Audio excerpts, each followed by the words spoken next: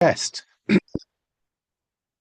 and at times openly hostile to the type of engaged, politically interventionist and theoretical eclectic work that I associate with Stuart Hall, and by extension, the field of activity we variously label cultural studies and Black studies.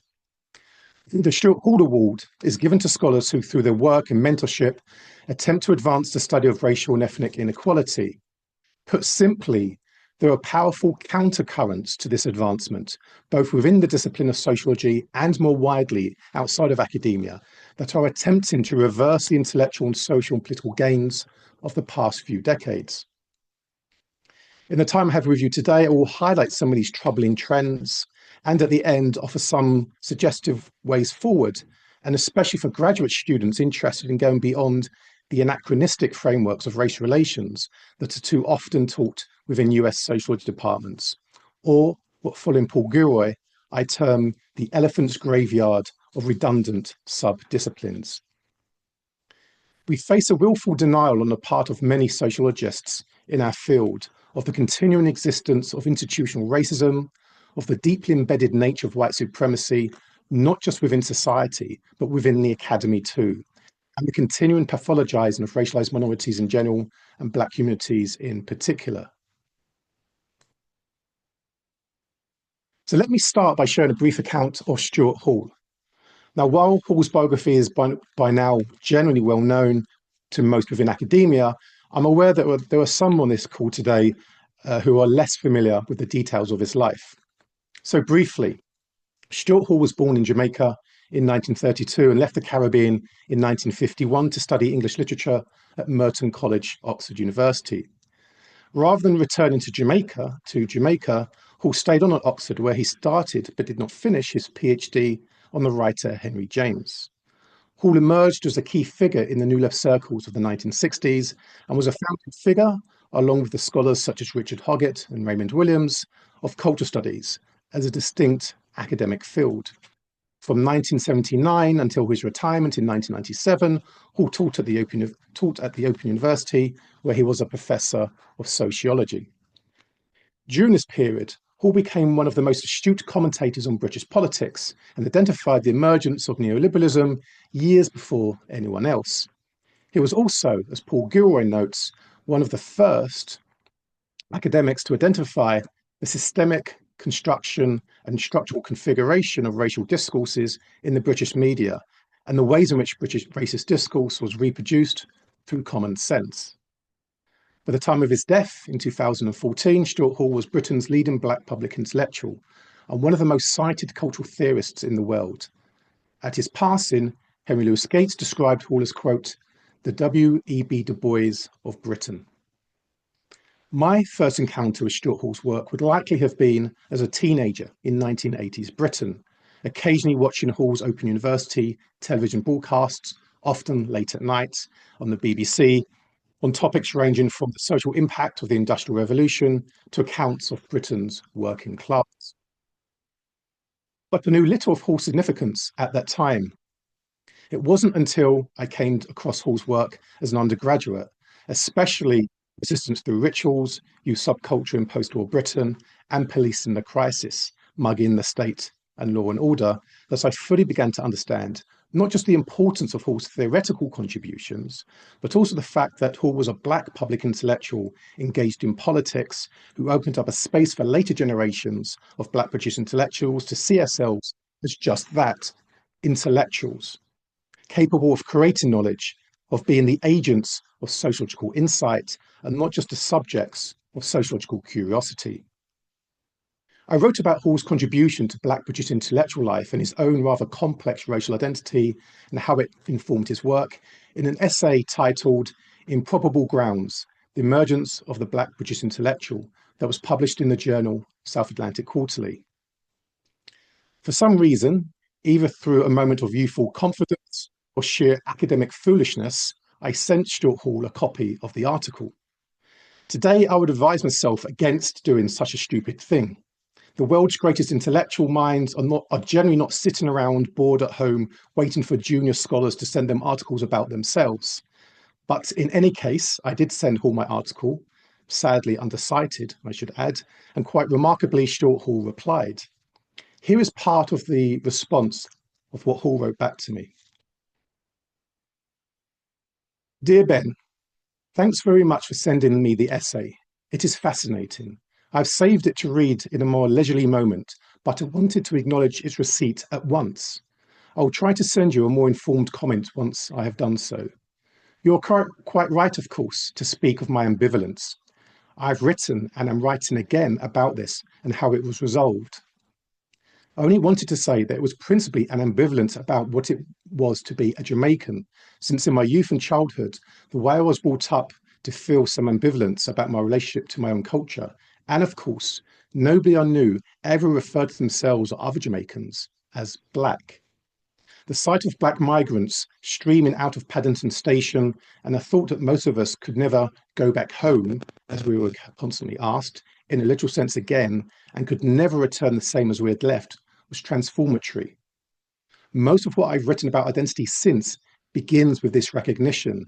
How I came to terms with my own identity is another story, but as I said then, it had to do with the fact that migrant communities cannot remain fixed in an old relationship to the past. They and I, as I predicted, have been remade by the migrant experience.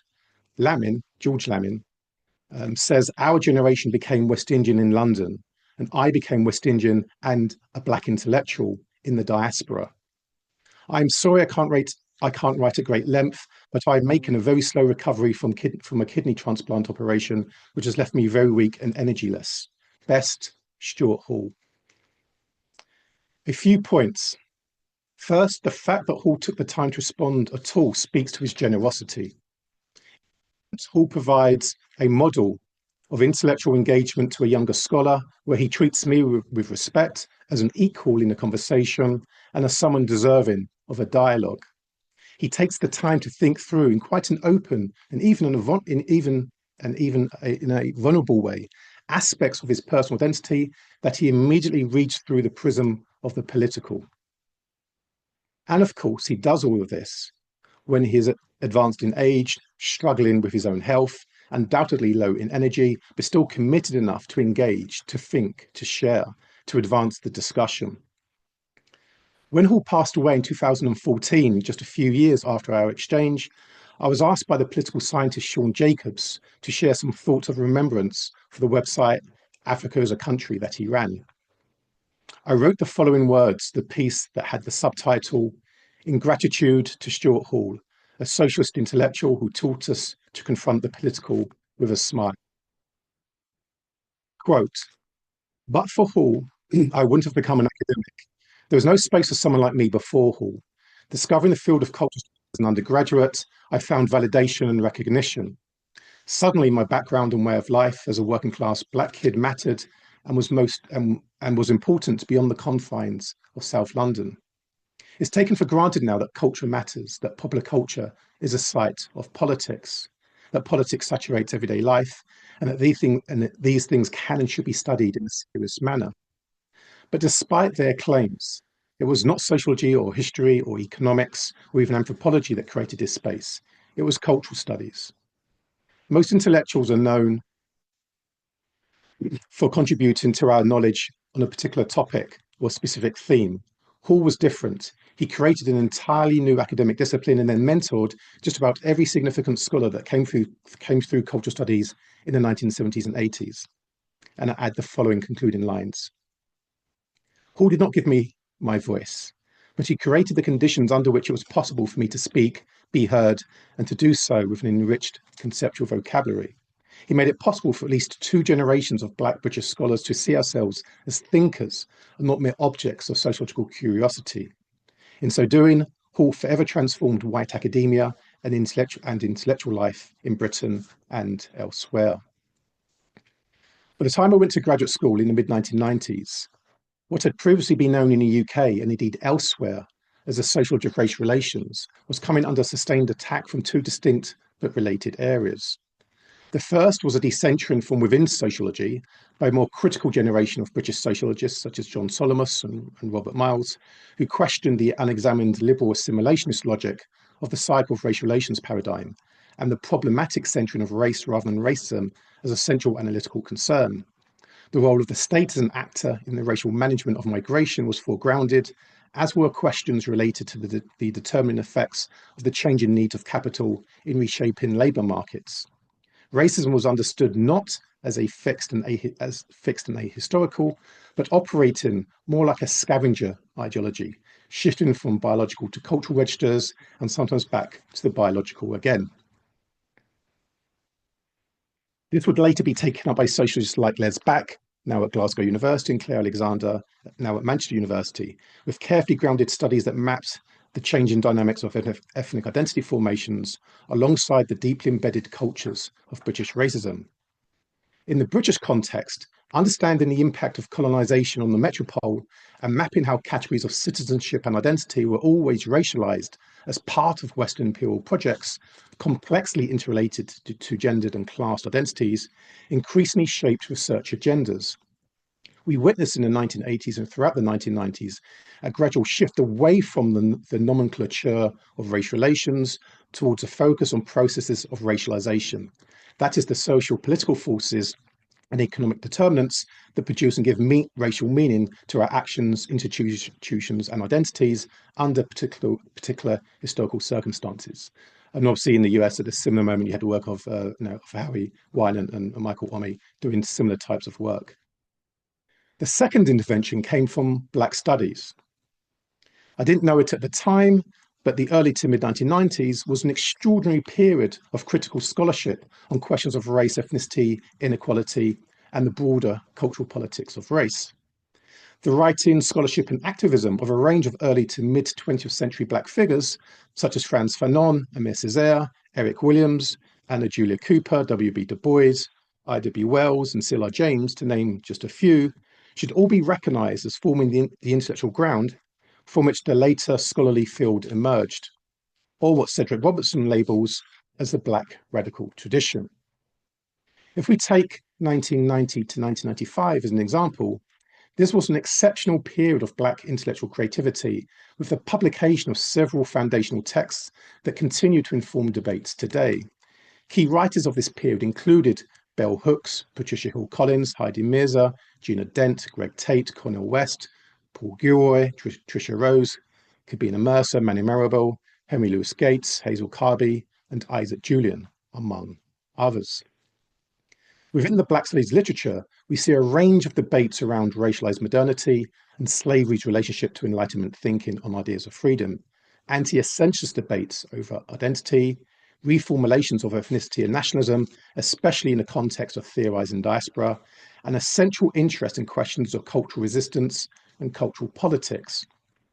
We recall, for example, that the subtitle to Paul Gilroy's The Black Atlantic, first published in 1993, was Modernity and Double Consciousness. As Paul Gilroy puts it in that book, it was Black studies that helped center Black intellectual contributions, thoughts, and artistic practice into the debates on race. Quote, "It is imperative, though very hard, to combine thinking about these issues of intellectual and cultural formation with consideration of the pressing need to get Black cultural expressions, analyses, and histories taken seriously in academic circles, rather than assigned via the idea of race relations to sociology, and thence abandoned to the elephant's graveyard to which intractable policy issues go to wait their expiry." But what connected both of these areas, the critical sociology of race arena and Black studies, was the figure of Stuart Hall. Hall himself, of course, became president of the British Sociological Association during this period. As I have previously noted, during Hall's presidential address in 1996, Hall remarked that when the Centre for Contemporary Culture Studies was first established in 1964, the idea that the CCS could initiate a new ways to study culture was met with hostility from social scientists. Hall recounts what he calls, quote, "the blistering attack specifically from sociology that was directed at the CCCS." Hall goes on to note, quote, "The opening of the centre was greeted by a letter from social scientists who issued a sort of warning. If cultural studies overstepped its proper limits and took on the study of contemporary society, not just its texts, without proper scientific, that is quasi-scientific controls, it would provoke reprisals for illegitimately crossing the territorial boundary. Now, I give this context because it is important to understand the intellectual milieu that I experienced in the 1990s and early 2000s, and how that shaped the approach to studying race and ethnicity before I moved to the US. My engagement with US academia up until then, and up until I arrived in Austin, Texas in 2004, was in large part through the critical writings of Black scholars such as Bell Hooks, Cornel West, Henry Louis Gates, the critical theory of people like Judith Butler and Frederick Jameson, and of sociologists such as Patricia Collins, Joe Fagan, William Julius Wilson, Charles Lamert, Harry Weinert, Stephen Seidman, and Craig Calhoun, among others. Now, a number of things struck me when I became more acquainted with US sociology. The first observation was the generally conservative nature of the discipline, not in typical political terms, but in relation to a certain reluctance to engage in forms of scholarship that might be labelled as activist or interventionist, or in any way linked to social movements outside of the academy. I found for the most part that the more radical, and I would say more interesting work, tended to take place in anthropology, not sociology, a complete reversal of my experiences in the UK.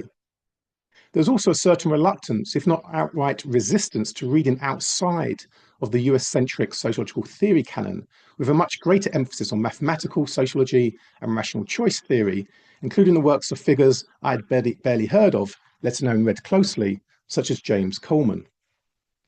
This in itself was not that surprising, as each intellectual formation clearly has its own preferences and histories, topics of debates, and key figures, established over time largely through convention, institutional memory, and the power of some schools and universities to dictate the disciplinary boundaries of others.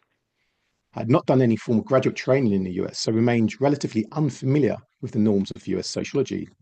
Yet I was struck by how thinkers who were central to the sociological universe I had inhabited, for example, like Zygmunt Bauman and Norbert Elias, to give just two examples, were largely ignored by US sociologists and the field of sociological theory that I encountered. Even a figure like Anthony Giddens was relatively marginal to the conversations I observed. Perhaps this was because of what passes for theory in the US was within US sociology was more orientated towards empirically based forms of theorizing, in contrast to some of the broader approaches to questions of modernity, historical change, and social identity that European sociological theorists pursued.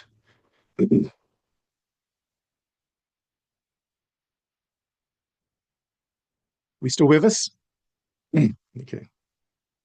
Lovely to see you, Catherine. Sorry, just a quick aside. Typically, the theorists allowed in included Max Weber, Emil Durkheim, a little Marx, depending on the topic. And then I jumped 50 years forward to a lot of Pierre Bourdieu and nobody else. Given that, most US-trained graduate students could be forgiven for thinking that Pierre Bourdieu was the only contemporary European sociologist, not already working in the US, worth reading. And no doubt that was what was being taught in many departments. I also found a degree of open hostility towards cultural studies that I had not experienced as forcibly back in England. Now, there may be a few reasons for this. One, I had not been in the mainstream sociology department during my time at Brighton University, where I started my career. So I may have been less aware of the pushback on figures like Hall and others. That critique was certainly apparent. See, for example, the attacks on cultural studies by figures like Brian Turner, who dismissed the cultural turn in British sociology and the analyses produced therein as mere, quote, decorative theory. There were undoubtedly grumblings from many that someone like Hall was even able to become president of the BSA, and Hall himself often spoke in historical terms about the initial dismissal of cultural studies, especially from sociology. But I would argue in general, there was greater tolerance of and support for more creative and less traditional modes of sociological work in the UK than I discovered in the US. I think a glance at the topics, titles, and abstracts of the articles in the leading British and American sociology journals would bear this out. I noticed this antagonism towards cultural studies when I would give talks at some of the most prestigious universities in the US and at some of the so-called top departments. At nearly every single talk, at some point during my campus visit, a graduate student or three would take me to one side, look over their shoulder, and whisper in hushed tones something along the following lines: "Thank you for coming to talk to us. I loved what you had to say and the type of work that you do. But my supervisors discouraged me from reading Stuart Hall and told me that cultural studies is not sociology and I can't study race and ethnicity in that way. Can we stay in contact because I don't know what to do?" I wish I was exaggerating this point for effect, but this is an accurate summation of many, many conversations I had during my first years giving talks in the US. These conversations surprised me, but they also made me angry. Angry at the failure of the imagination of the discipline.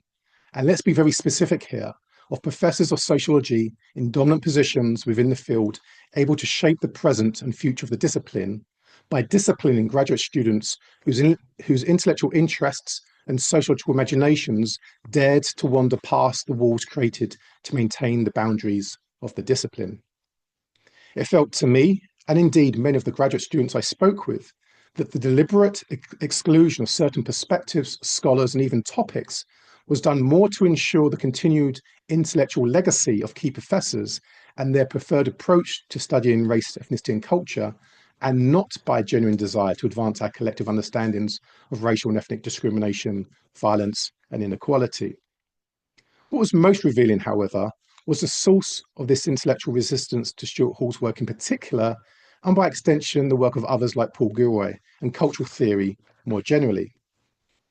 This hostility did not come, for the most part, from quantitative sociologists and others committed to positivistic forms of social science. In my time at UT Austin, for example, the demographers constituted, if not quite a hegemonic bloc, then at least a certain dominant positionality within the school. I'd assumed that demography was a separate entity from sociology, but in the US that was not the case, and I don't think UT Austin was atypical in that regard. Those that define themselves as demographers tended to bring in the biggest research grants, had large labs, nice offices, recruited graduate students in greater numbers, turned out tens of multi-author articles every year, with CVs longer than most of my books, and they tended to be paid the best. But they had little concern or worry about the Brits with the accent trying to get the students to read Frantz Fanon, Anne McClintock, and Saidiya Hartman. The greatest pushback came from, variously, cultural sociologists, qualitative researchers, and those teaching sociological theory. It seemed to be the case that in order to distance themselves from any association and any accusation, as it would be viewed that way, of, quote, doing culture studies, that qualitative sociologists were the ones who were the most hostile to this type of work. Gatekeeping the boundaries of the sociology of culture and the related attempts to produce theoretical frameworks that promote, quote, strong programs in cultural sociology that are supposedly robust and treat culture as an independent variable seem to me to be rather exaggerated attempts to establish positions on culture that will be seen as legitimate in the eyes of our more quant-focused colleagues. Let me highlight and try to better substantiate some of my claims here with some brief examples.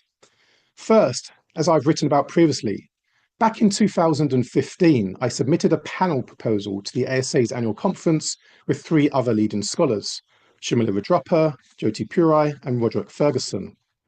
The panel was entitled Honouring Stuart Hall, Sociologists Engage Hall's Legacy.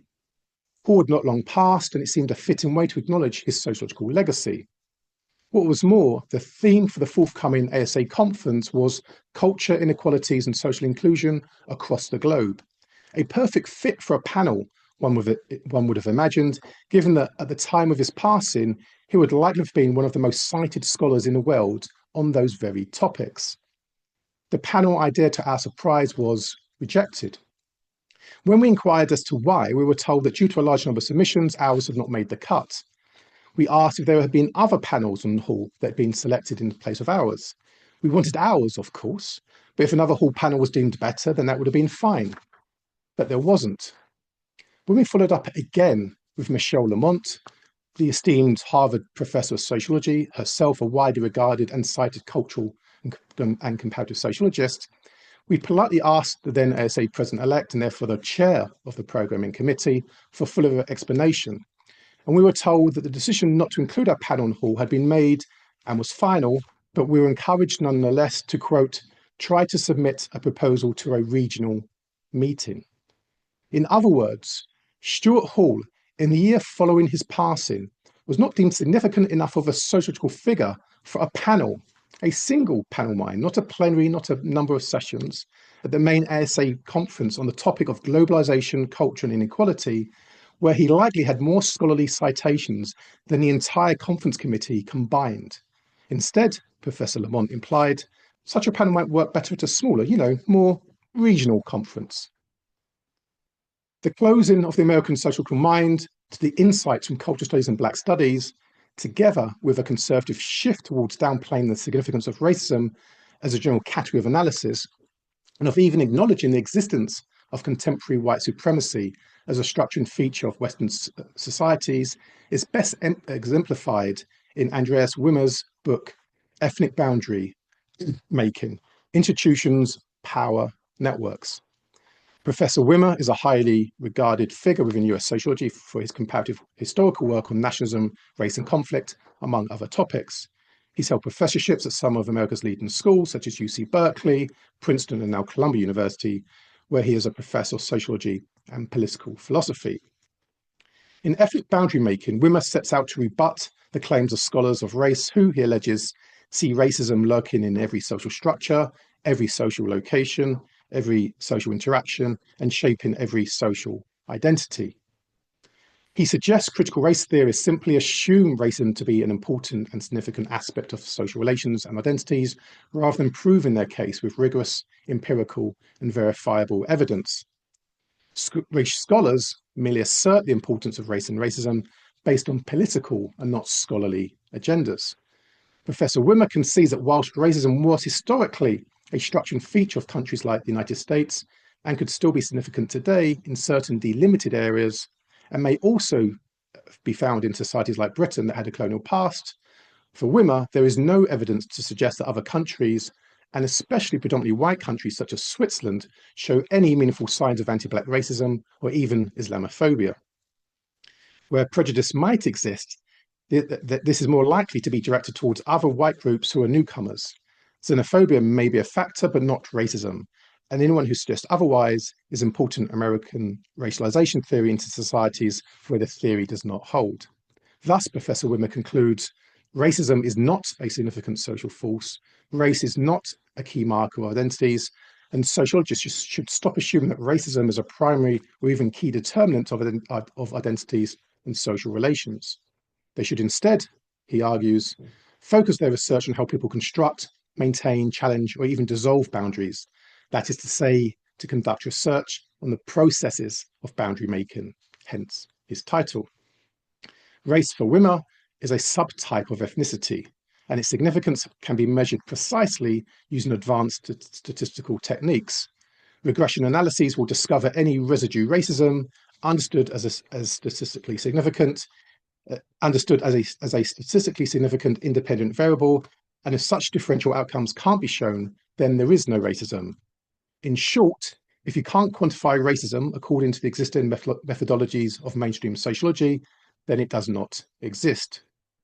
Wimmer also makes another related argument, namely that race scholars, especially those working out of what he calls ethnic studies departments, operate with a naive and essentialist concept of ethnicity defined as deeply rooted, fixed, unambiguous, and unchanging. Wimmer concludes that departments of African American studies, Chicano studies, Native American studies, Asian American studies, and the like are all questionable intellectual enterprises because they assume that racism is a permanent feature of societies rather than empirically testing if racism even exists. Terms like white supremacy are thus put into quotation marks by Professor Wimmer, signaling that such ideas are more likely to be discursively produced by biased race scholars rather than being a real statistically significant feature of Western societies as objectively measured by social scientists like himself.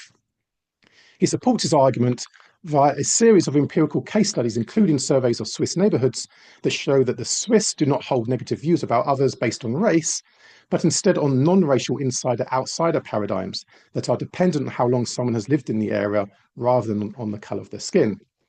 This argument rests, of course, on the premise that people tell the truth to survey researchers about their racial beliefs and that these responses match their actual actions. Now, the first thing to be said about the general theoretical framework is that there's nothing new about this argument. The claim that ethnic identities are not fixed, that boundaries are significant in the making of ethnic identities, that these boundaries emerge as a result of struggle and that are therefore subject to change, and that such boundaries are therefore symbolic, has been a widely accepted position within anthropology since at least the 1960s.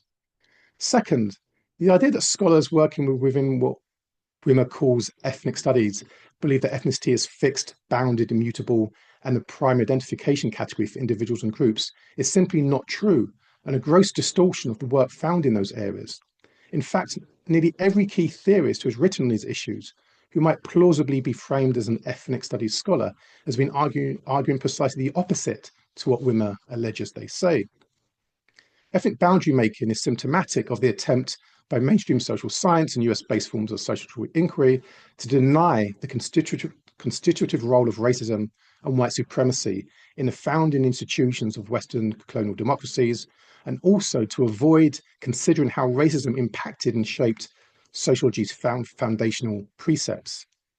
Such accounts are ideologically committed to the idea of not just the declining significance of race, but to the declining relevancy of racism as an ideology, as a practice of domination, and as a concept.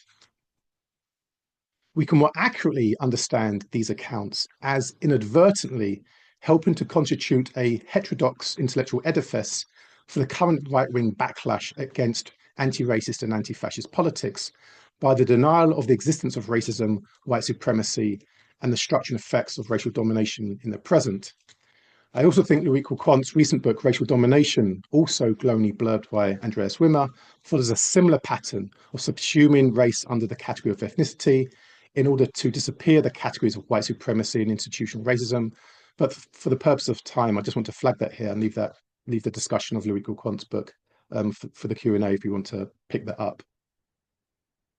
At times, it feels as if many contemporary American sociologists measure the accuracy of their theoretical frameworks not on how well their ideas correspond to contemporary social realities, but rather how tightly their analyses conform to a particular reading of what Pierre Bourdieu may or may not have written 4 decades ago. In this context, there was a line in Hall's work that I've always found striking. At one point in his book, Cultural Studies 1983, Hall says, quote, "I'm inclined to prefer being right but not rigorous to being rigorous but wrong." He had in mind, no doubt, those who charge Hall and cultural studies in general with a certain theoretical eclecticism and for putting politics before science. The truth is that Hall was invariably rigorous and right, while his critics are often just rigorously wrong. For the most part, US sociologists produced important and well-documented studies measuring what is often termed the effects of race, meaning studies quantifying differential racial outcomes and racial disparities on topics such as employment opportunities, health inequalities, and educational attainment, among other key areas of social life. This work has helped to inform policy work, governmental agencies, and voluntary groups working across a range of social areas.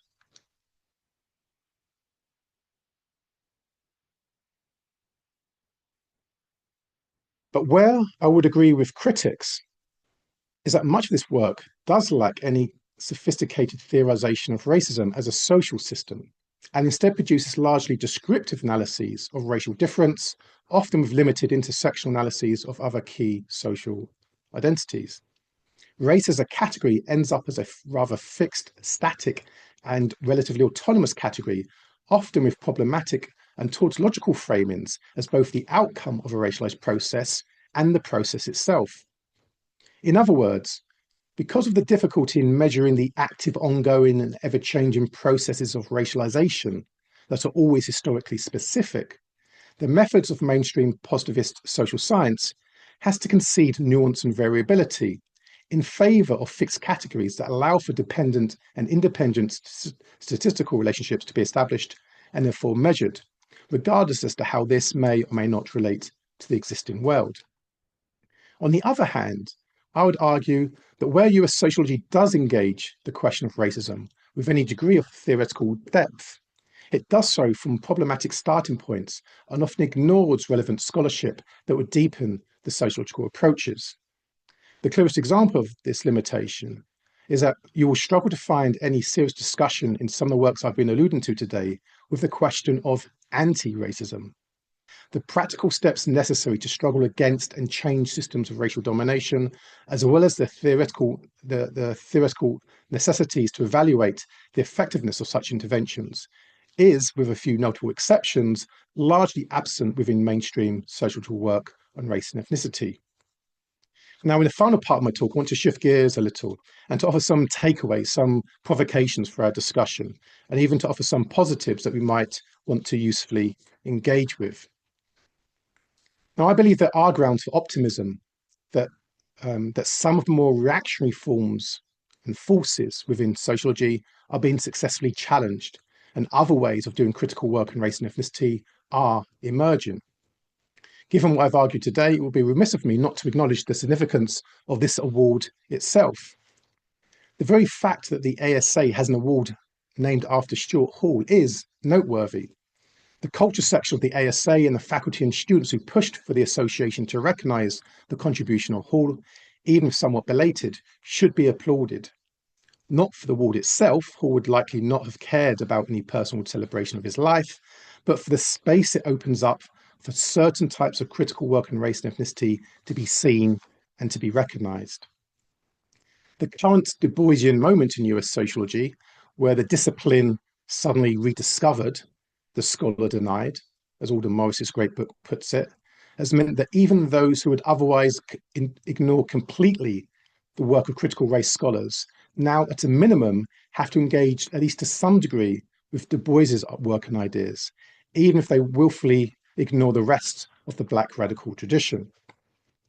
Similarly, the Sociology of Race and Ethnicity Journal, founded in 2015 as the official journal of the ASA's section on racial and ethnic minorities, while far from being a culture studies journal, does appear to be more open as a publishing space to the types of critical work on race that has typically been allowed into ASA's flagship publications in the past. For many years, one of the problems in trying to recommend works by Hall on race was that his writings were rarely collected into single volumes. Now we do have books that summarize his key findings, such as the Fateful Triangle, Race, Ethnicity and Nation, based on the Du Bois lectures that Hall gave at Harvard in 1994, and the more recent collection of essays edited by Ruthie Gilmore and Paul Gilroy, Stuart Hall, Selected Essays on Race and Difference, published by Duke University. Against this conservative shift within contemporary theorizations of race and ethnicity, there are renewed calls for forms of imaginative sociology that can revitalize the sociology of race and ethnicity and save it from being led off to the elephant's graveyard of redundant subdisciplines. Part of this reimagined sociological imagination would be to amplify those parts of sociology's history that had a utopian element. Or, to put it another way, we need to both centre anti-racism within our frameworks in order to shift the conversation towards forms of social change, and that requires a vision of the types of societies that we'd like to bring into existence. We may know what we are against, but what are we for? In truth, I care little about how we label our work and the precise analytical focus, but we must avoid overly nation-centric approaches to our work. And where we do accept the nation state as the framing modality, we must remain attentive to global racial formations and how transnational flows of ideas, peoples, and objects shape and reshape the local, as well as diasporic identities and frames of analysis that have always cut across national borders. We must continue to wrestle with the fundamental epistemological problematics of race and avoid the temptation to treat race as a simple variable just because we have data sets to run certain regression analyses that may produce a statistically significant outcome, but one that is socially insignificant, or worse, completely misleading. Similarly, we must avoid the twin temptations of treating race as though it was a separate, freestanding, and autonomous entity on the one hand, and the opposite impulse, where race disappears under the abstract umbrella of more important categories like ethnicity or nation, and with it, any chance to theorize the specificity of racial formations and processes of racial exclusion, violence, and discrimination on their own terms. As Hall argued, in summarizing his general approach, and one that I share, wrote, "I've never worked on race and ethnicity as a kind of subcategory. I've always worked on the whole social formation, which is racialized." But in conclusion, I do want to return to the urgency of this political moment, when the US Supreme Court has sanctioned racial profiling as a legitimate basis for apprehension, imprisonment, and even deportation of people based not on the broader processes of ethnic boundary construction, but on the basis of the colour of their skin. A moment where the rise of white nationalist politics and white supremacist ideology is being normalised by a supine mainstream media and promoted by social media channels owned and supported by a billionaire class, many of them quite literally born into a white supremacist apartheid society. This is a dangerous period when economic elites, political leaders, media commentators, and many scholars acclaim that white men are the true victims of racism and sexism, and that racist scholarship and the various progressive social movements for change are the biggest threats to Western civilization and therefore the enemy of the people. This is a moment where Black studies and critical thinking on race and ethnicity is needed more than ever. Yet too many scholars are turning away from the urgency of this situation as we witness authoritarian politics not seen in decades.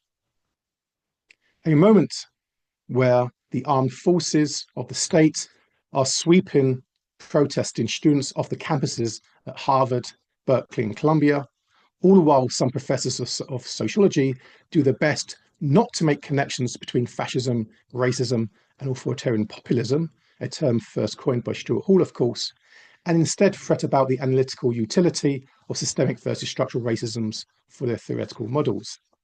Against that, I want to contribute in a small way to the opening up of a conversation about co-creating a space within sociology for courageous graduate students and emerging scholars to show that another type of sociology is possible, one that is more imaginative and less defensive. This is a project, in other words, to reorientate sociology towards a more critical and politically engaged project.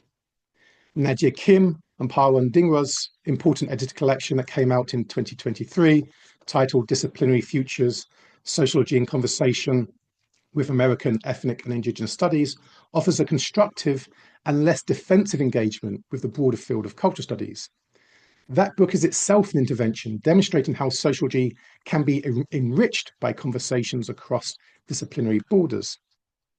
Hall's legacy demonstrates, for me at least, that this is the only way for the discipline of sociology, especially as practiced in the United States, to remain relevant and capable of challenging, rather than succumbing to the present reactionary, fascistic, and yes, racist political moment. A sociology worthy of its name must resist retreating into seemingly rigorous theoretical frameworks that look impressive on the page, but tell us little about the world as it actually exists. It is also a question for universities more broadly to consider. To succumb to external dictates that will destroy the relative autonomy academia provides to study society's great ecological, social, and economic challenges of the age by closing departments grounded in critique, or to fight. The pressures to concede to authoritarianism are great, but to do so now would not be to buy time, as some suggest, in the hope that this moment fades away. That approach will simply lead to the collapse of academic integrity and the end of the university as a space for independent scholarship for everyone. In the words uttered by Stuart Hall many years ago, the university is a critical institution, or it is nothing. Thank you.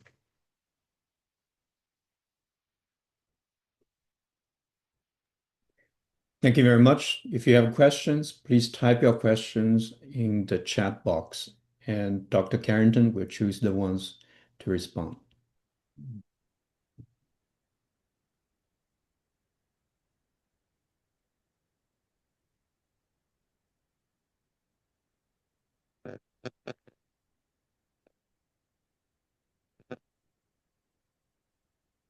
And we want people to type rather than say their question.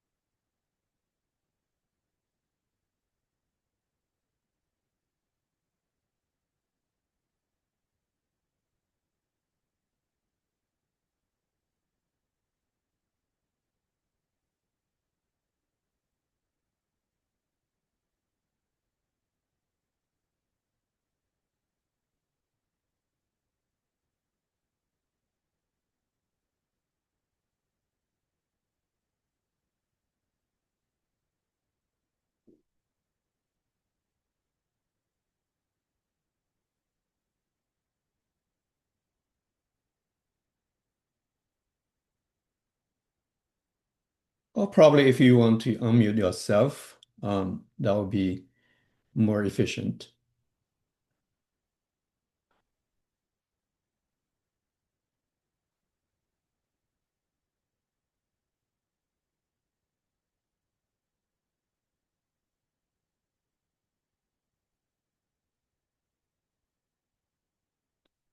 There's one question from Mark Newman in the chat box.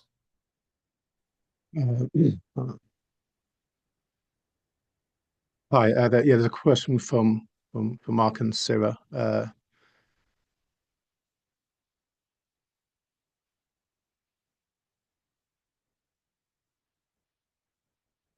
So I the comparison for me is a bit tricky because I've now been in the US for 21 years. So I'm not necessarily comparing what it's like now. So some of you in the UK could maybe speak to this um, uh, uh, better than I am. I'd say the climate right now has dramatically shifted from what it was even 4 or 5 years ago, even 2 or 3 years ago, and even in the past year. Um, you have an orchestrated attempt to break universities, to destroy universities via the funding mechanism primarily. And you have figures like Christopher Rufo and others who are very explicit in their desire to to follow through on J.D. Vance's comment echoing Nixon that the professors are the enemy. And within that, there is a specific attempt to go after women's studies, ethnic studies, Black studies, and also sociology as well. If you go to the ASA's website now, there's a number of statements of the ASA making basically in defense of sociology. And so um, there are lists being put together of professors. When I first came to the US, there was a number of groups. One of them is called Campus Watch, and there's some other right-wing organizations that go after liberal professors. And the idea is to try to catch the professor either saying something that's inappropriate or just trying to undermine them for the work that they do. Invariably, they went after scholars of color, female scholars of color in particular, and anyone broadly on the left. Um, and I was targeted as part of that because I'd written a book, which I co-edited a book, whose title was Marxism, Cultural Studies, and Sport. So the book said Marxism in the title, but that was sufficient for me to be flagged on one of these websites, and they they produced an article on me, and the accusation was, and I think I'm paraphrasing here, but the quote was more or less along the lines of uh, Professor Carrington inserts two parts race, one part gender, with a twist of Marx into everything he writes about. And I thought, that's actually right. I'll call that two parts race, one part gender with a twist of Marx. It sounded like a great cocktail. I went to have the Carrington cocktail, just a twist of Marx in the end, just on top. Um, and and and so I put it on my website quite proudly. Like, yeah, here, two parts race, one part gender, twist of Marx. Yeah, I'm not exactly right, but I could live with that. Um, I I took that off my website recently because whereas when I first came to the US 21 years ago, that was kind of funny because it was ridiculous, yes, because it was clearly a stupid attempt to undermine a certain type of critical scholarship based on absolutely nothing um, that no one would take seriously. That's no longer the case. There is a systematic attempt right now, especially if you're not a US citizen. This affects graduate students in particular, undergrads and graduate students, affects faculty who don't have US citizenship, of the administration going through and trying to scrape anything that could be possibly used to frame someone as working against America's interests and foreign affairs interests. And people are being deported and detained right now. That is where we're at. That is where we're at. So I think in the UK, there are versions of that, but nowhere near the extremity of what's being experienced right now. The Judith Butlers of the world, their names are being forwarded to the, you know, to the State Department and to the Department of Education for investigations around anti-Semitism. There's systematic attempts to destroy women's studies, to destroy Black studies, and anything from the critical humanities, but more broadly, the funding mechanisms being used to go after sociology. And I think in some ways, many of the positivistic social scientists thought they would only go after the four people in women's studies and they wouldn't come for us. And there was some tacit support for that. I think that's been an epic failure of strategy and political imagination on part of many within the US Academy that thought, yeah, it's fine if they go after women's studies and queer theory folks and the rest of it, but we're safe. Um, that's not the case. And the irony is with these reductions is that many of the scholars who work in the kind of critical humanities, and who either aren't in the hard sciences or aren't in the social sciences that require big research grants, many of those folks, many of us, as long as we've got a Wi-Fi connection and access to the internet, and somewhere to go and right, we can still do our work. The cuts are actually disproportionately really affecting much of the hard sciences who rely on big grants to bring in PhD students and to support their labs.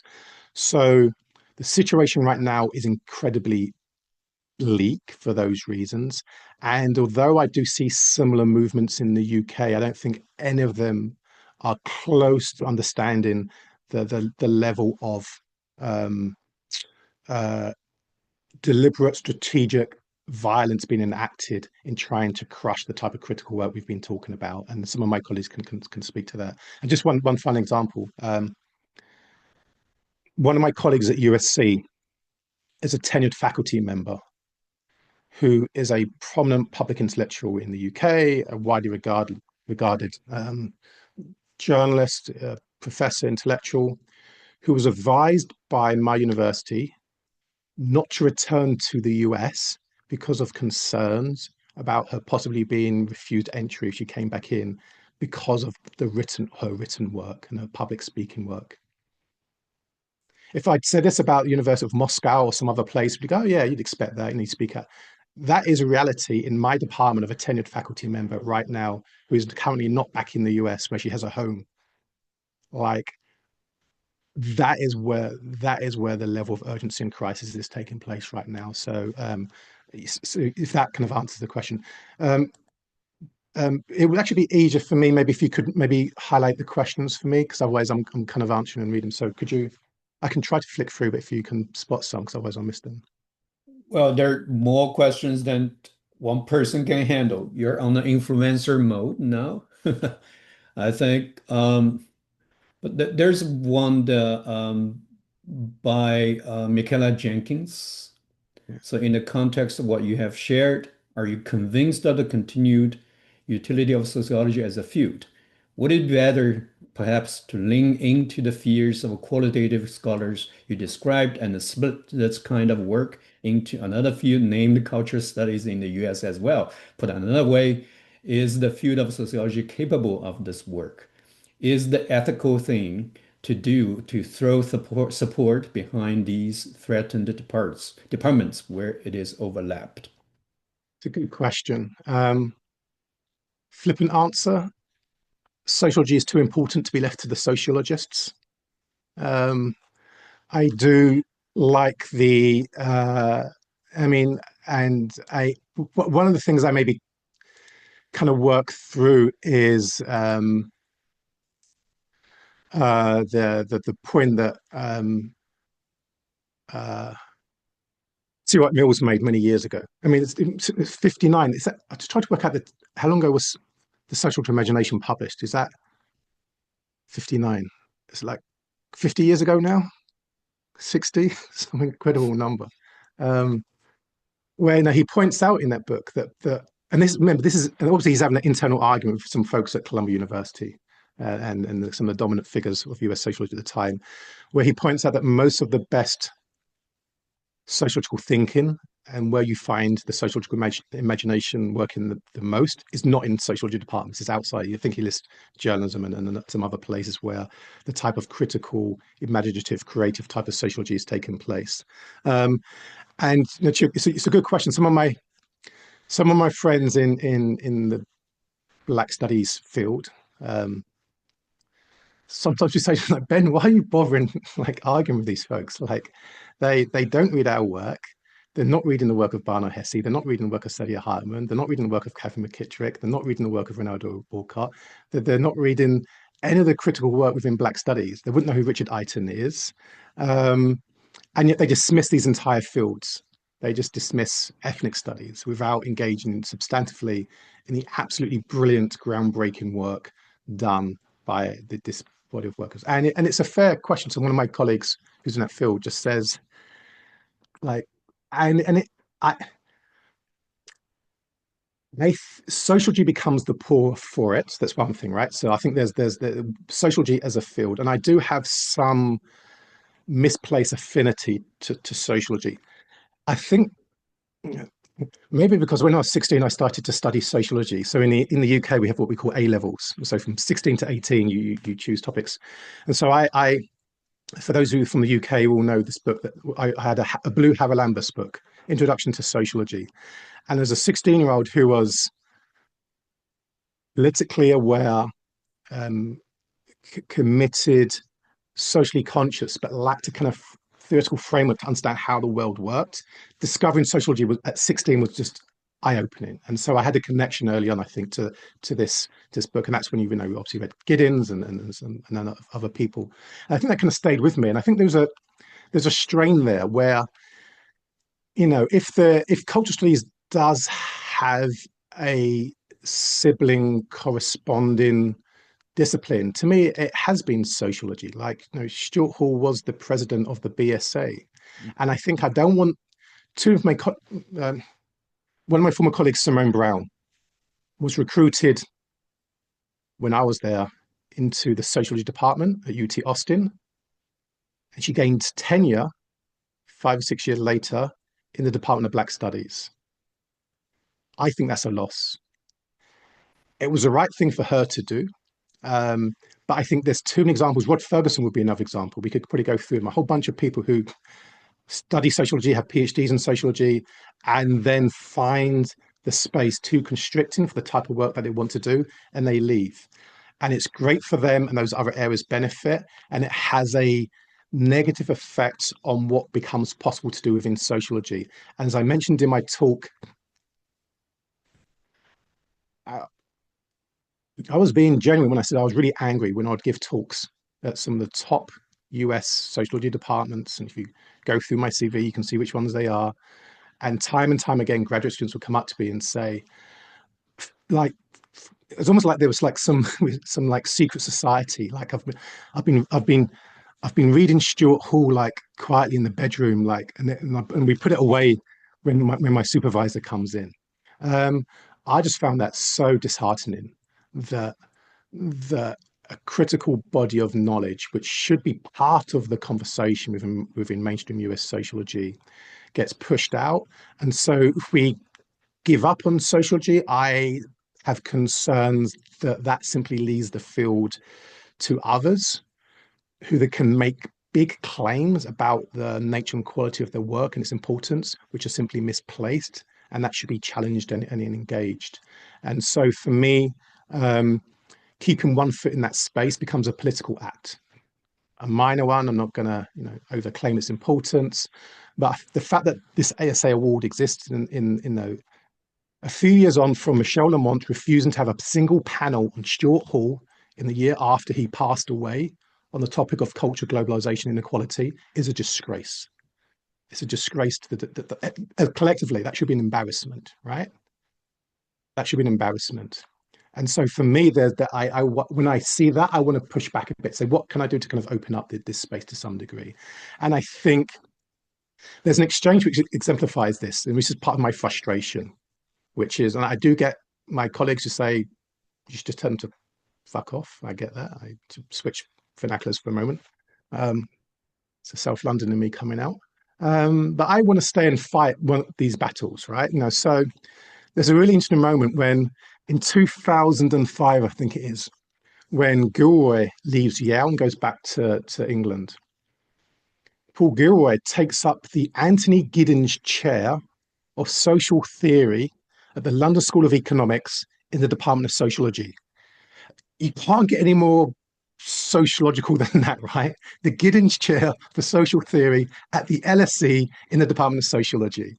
And there's an exchange with him and Bob Sampson. And as part of and it's a fascinating exchange because here you have like the quintessential American social scientist, sociologist, Bob Sampson, and then you have Gilroy. And at one point in the exchange, Sampson says to Paul, to Gilroy, I don't recognize what you do as sociology. Can we just sit with that for a moment? Sampson says to Gilroy, Anthony Giddens Chair of Social Theory at the London School of Economics, endowed chair in sociology. I don't recognize what you do as sociology. And he's right within the framework of the hegemonic ways in which US sociology comes to understand itself, as opposed to saying that's a different approach to sociological thinking, or no, that's not what I do, but I see your contribution. And so in that moment, there was a response which to say, yeah, fuck you. Like, we don't need to engage. Like, we're helping you more than you're helping us. It reminds me of Du Bois's comment when he was, they tried to celebrate him, becoming the first African American to have a PhD in sociology from Harvard. And his response was the honor was all yours. It's not my honor. I don't need to be honored by you. The honor is all yours. Like the fact that I was here is significant for you, not for me. And I feel the same way about these interventions.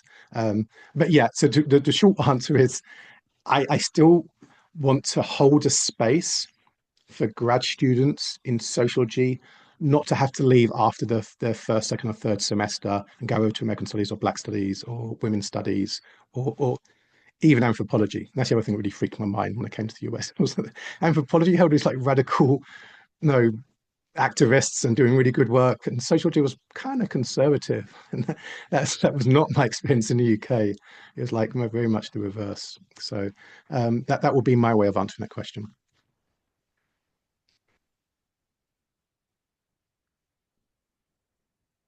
Yeah, Gloria asked a great question. Could you go a little bit deeper into your mention of the scholar denied and the fate of W.B. Du Bois and Stuart Hall's fate in the US? I saw a lot of parallels.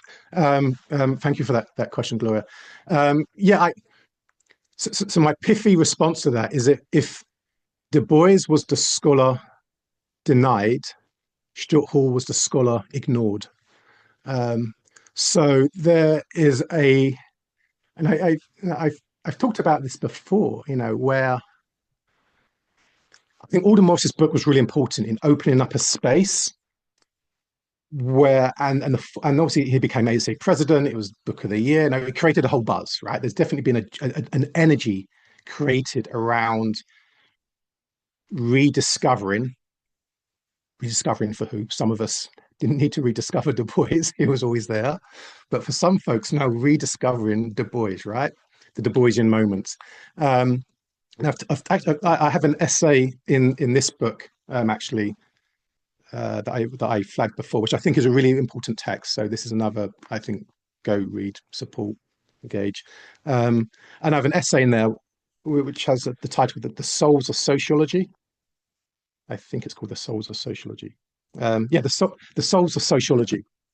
I forget the titles of my own book work sometimes. In which I point out that this moment is an exciting moment for the potential to do a lot of the work that we've been talking about, yes, so that we now begin to think about global formations of race in a non-US centric way. We begin to center questions of coloniality and to think about the racialized emergence of modernity and sociology's own complicity in the formation of universal concepts that were always grounded in forms of racial subjugation and colonization. Like Du Bois opens up that space, that conversation to take place, that we can read Du Bois alongside Weber, Marx, and Durkheim, and to have an account and theory of racialization that doesn't appear in week 10 when we do our introduction to sociology, where suddenly in week 10 we say, oh, and there was Du Bois and he was black and there's some questions around race. It means that we can then start with Du Bois much earlier. But there's also a danger, which I referred to as adding Du Bois to the boys. So in other words, rather than having Marx, Durkheim, and Weber, we've now got Marx, Durkheim, Weber, and Du Bois. And we've added Du Bois to the boys, to the canon.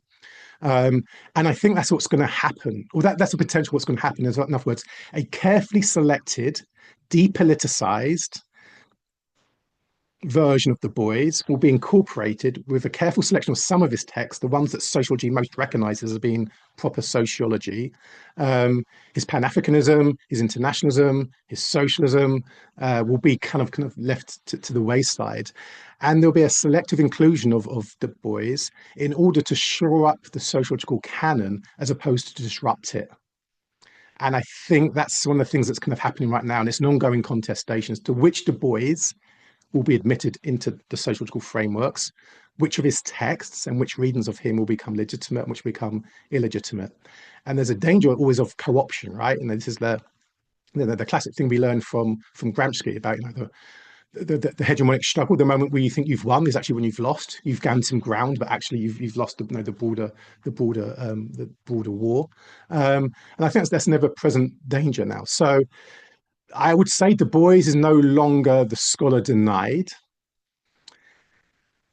The scholar included comes at its own kind of risks.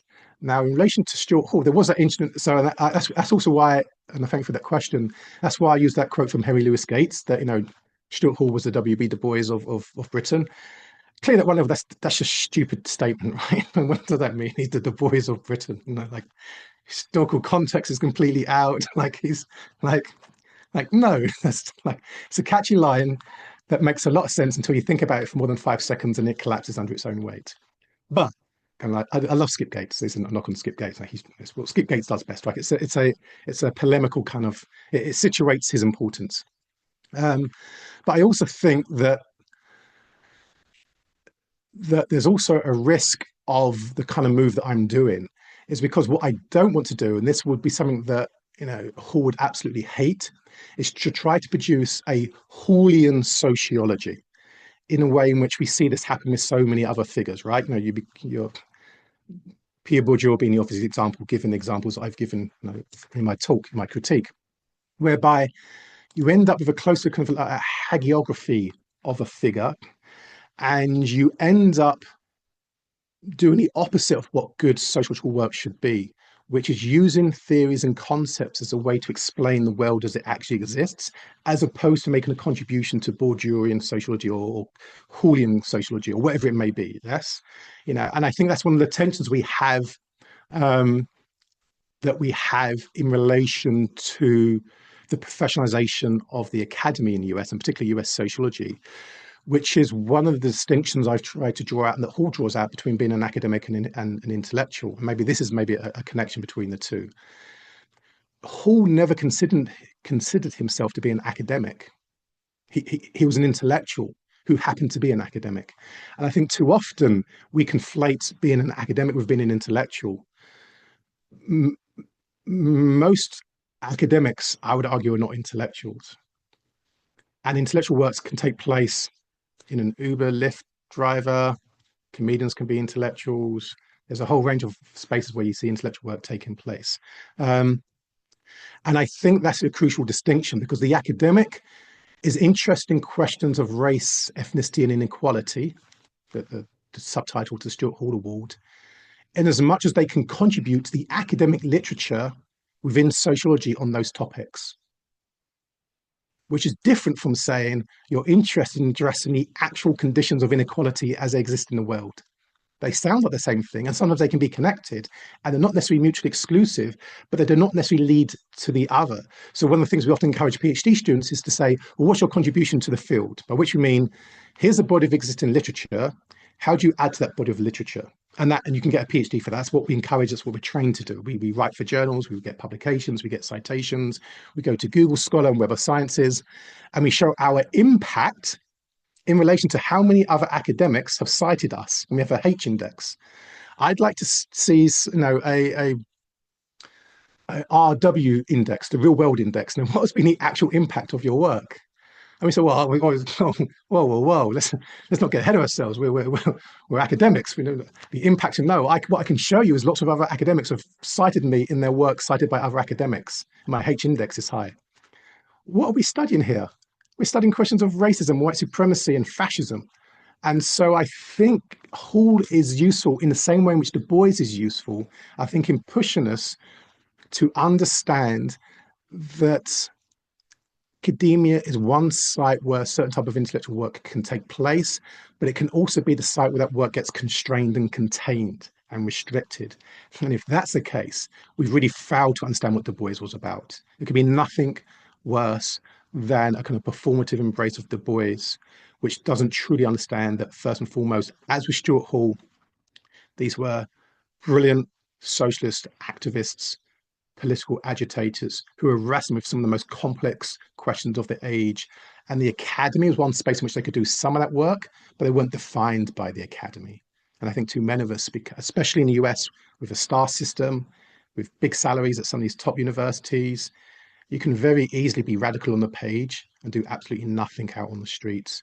And not even on the streets, even on your own campuses. And there's a reason why I specifically named in my talk Berkeley, Columbia, and Harvard for the protests that have taken place, and a faculty that talk about some of the very issues in their printed work that the students outside their offices are protesting about. And my question is, what was the relationship between the two? Final point on that, I love the line from Stuart Hall when he retired from the Open University in 1997. And Stuart was asked, so now that you're retiring from the Open University, what are you going to be doing? His response was, now that I'm no longer going to be an academic, I can get back to being an intellectual. We have time for one more question.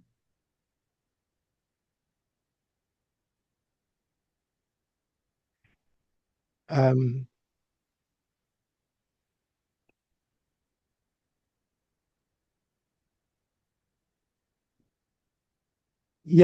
there's a question there. Oh, Chantel. Hi, Chantel. Forbes has just reported on a proposed higher education reform bill that would, among other things, create a pathway to tenure based on teaching Americanism and Western civilization courses with no expectation for evaluation research. And that proposed legislation does exactly what Ben just mentioned, says STEM is fine, but would put humanities and social science. So I just want to feel free to email me questions as well, because there's such great conversations in the chat that I'm not gonna get a chance to go to. So please, if you can copy and paste and email me, I would really love to continue this conversation. I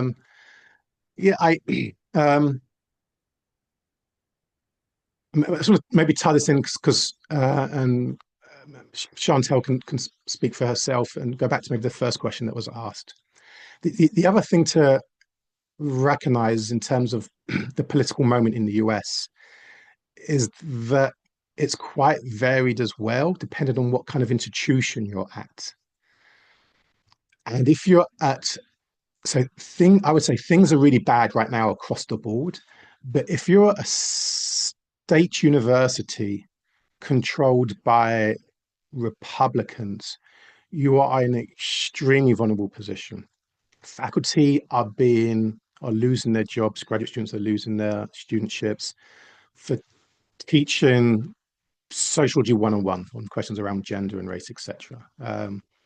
And there's a specific and deliberate attempt to use this kind of umbrella of Western civilization as a way to kind of embed these ideas of like truth and scientific neutrality.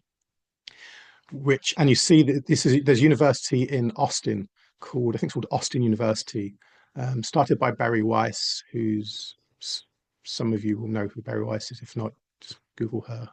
And others, which is attempting to kind of challenge the perceived leftward drift of universities away from their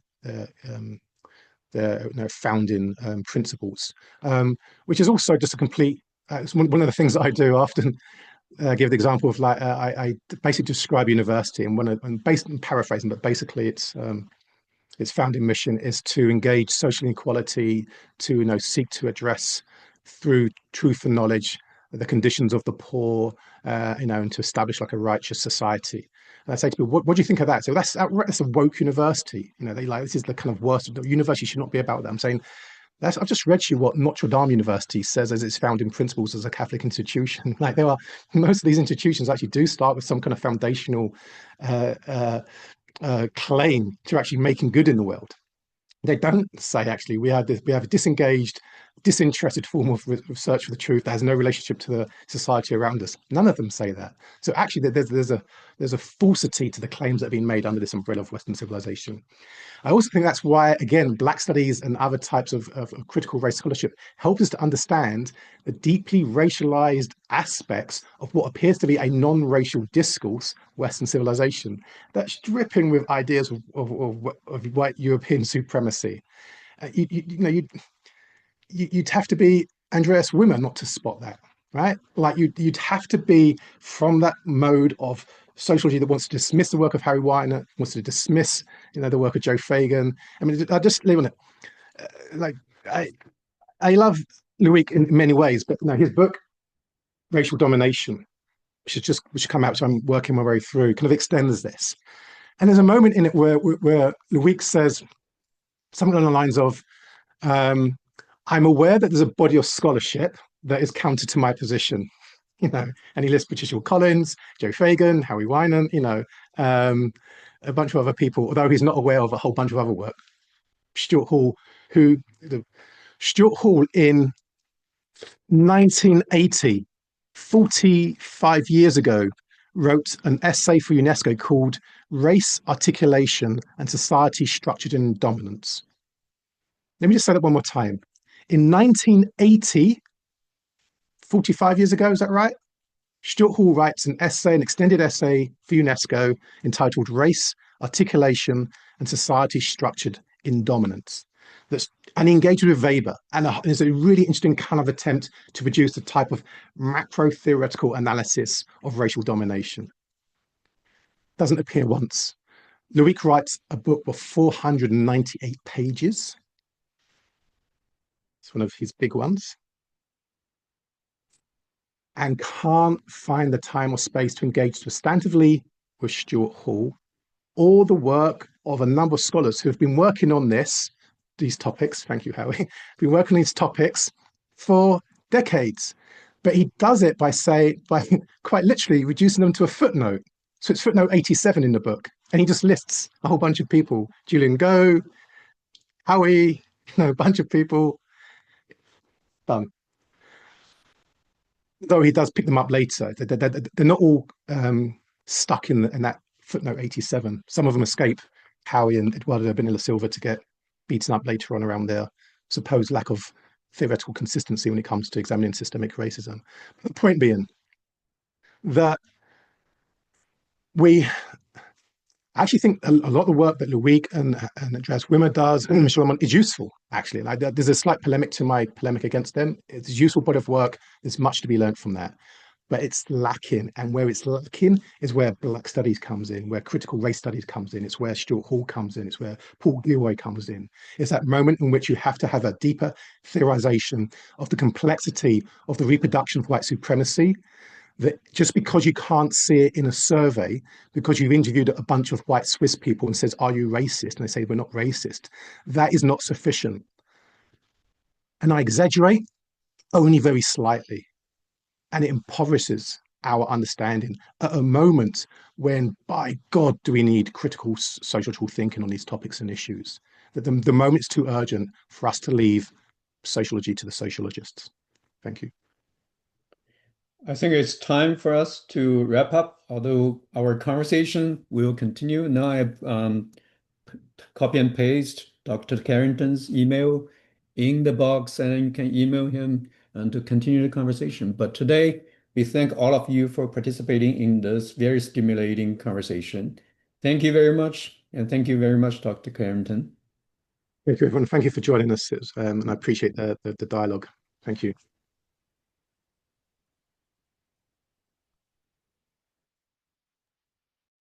Good day and good night.